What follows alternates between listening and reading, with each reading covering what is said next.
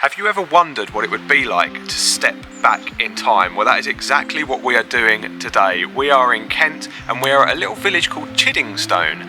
It's really, really oldie worldy. It's almost like it's frozen in time. We're actually starting in the graveyard, but there's a beautiful, beautiful church here. We've already seen the pub.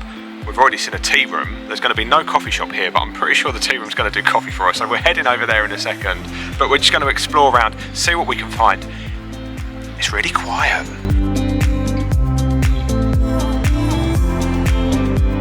We've only been here for 2 minutes and we've already taken 2 Instagram pictures. So yeah, it's a beautiful place to be. This church is very good for Instagram pictures. Yeah. However, I did say it was really quiet here. There is a guy up there with like an electric lawnmower thing or like a petrol lawnmower, and he's making a bit of noise, so we had to come and start it down here. But we're going to go and find the little tea room. I mean, find it, we already know where it is, of course we do. It's right next to the little post office and general store, which is really, really cute. But we're going to go and see what they do, because it looks really nice inside from what we've seen on Google.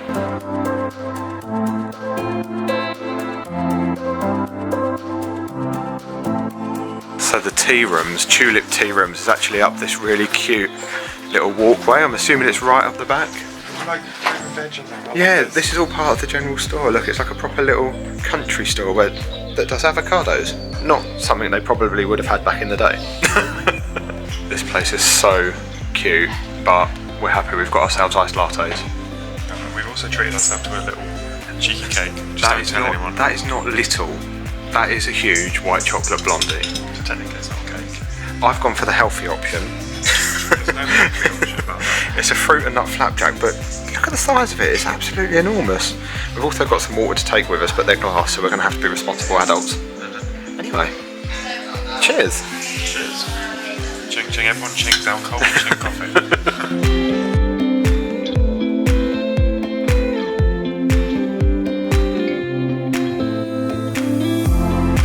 Oh my god, that place was amazing. That is the best flapjack I've ever eaten in my life. Hands down. It was beautiful as well. We were saying that it felt like our UK road trip. Yeah. Was it 2020? Yeah, we feel like we're so far away from home, like we're not in Kent at all. It's absolutely incredible. We're not in Kansas anymore, Toto.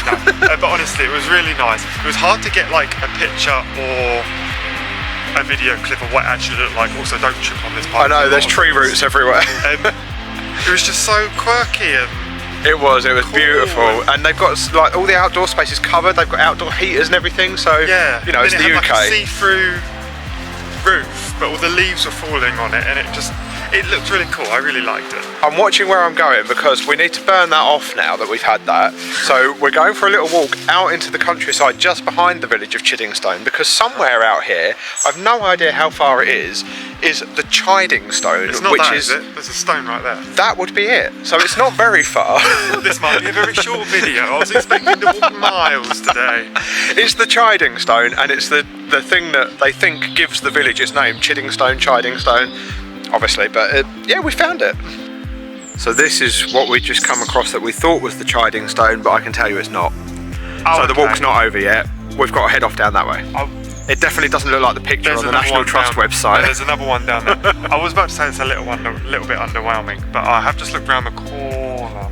I can see another one. So maybe that might be it, yeah. But before we do that, I mean, just appreciate how beautiful the countryside is out behind the village. Another beautiful day as well, right at the end of summer. I was going to say, we're making the most of this beautiful weather, because when we come back from California, we don't know what it's going to be. It's not going to be like that. So we're going to be in coats, scarves, woolly hats. I mean, maybe not straight away. It'll still be September. You guys will be sat in your houses nice and warm. We'll be out like shivering our nuptials off. Yeah, but remember, if you take one more step back, you're going to end up in the brambles. So you might want to start going that way. Okay, so this is the Chiding Stone. It's a lot more impressive than that other one that we just saw, isn't it? Stand by just to give you a bit of... You can see it's actually quite big.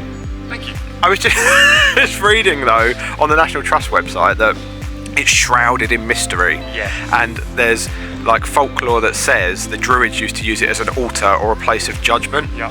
But apparently nowadays we know it's a totally natural rock formation.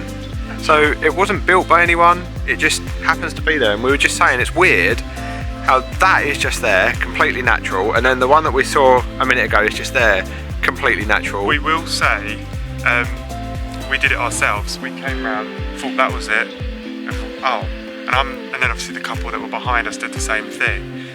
Some people will just look at it and go, and then leave. Yeah, and obviously, walk round. We walked a little bit further. And but it is weird that these are both here, and there's no other rock formations here. No. But they're completely natural. Or are they?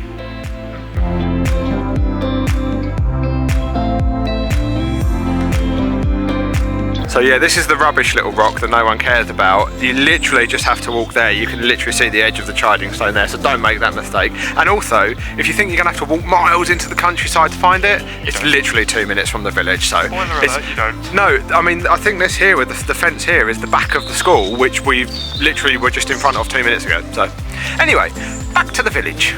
This is probably the newest thing in the village. It's a wooden bench from 2000. It's like a millennium bench. But I do love it when a village has a cute little entrance sign. And a cute little flower pot. Exactly. Easily pleased, aren't we? We really are.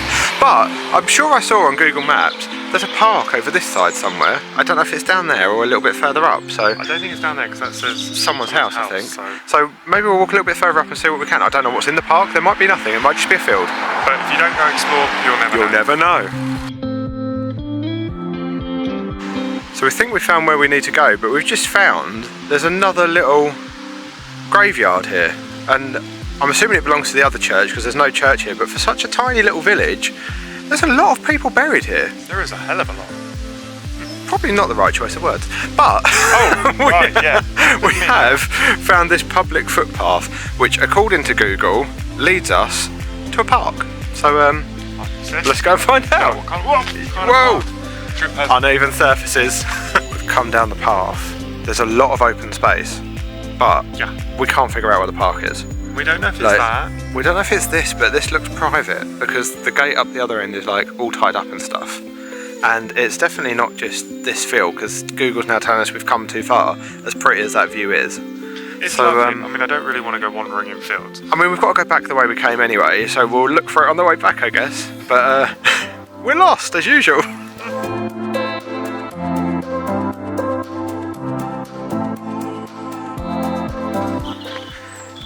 There's chickens.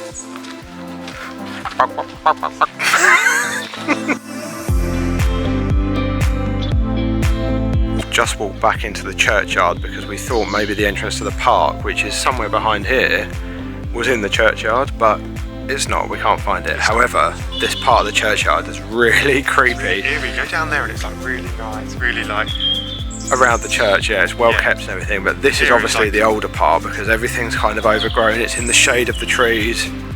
Bet this is creepy at night, and there is absolutely no way this village is not haunted.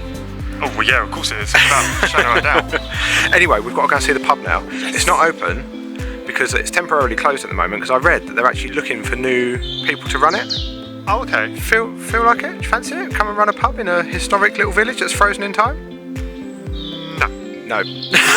Okay. Well, if any of you do, get your application in. There you go.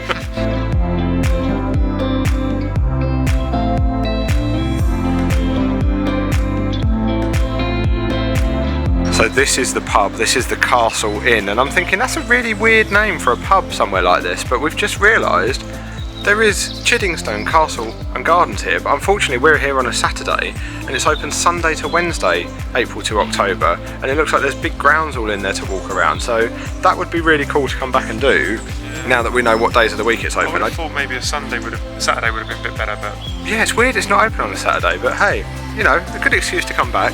But as I said, can't go in the pub today, as you can see it's shut because they are looking for new people to run it. So, you know, if you get your applications in, this is literally the pub you could be running in this tiny little village.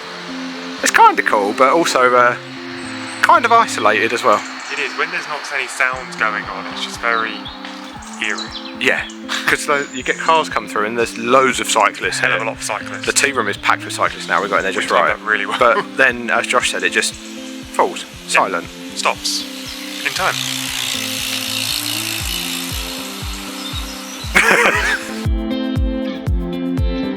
Look at this old building though, this is really cool. check out the little pumpkin sitting out on the doorstep.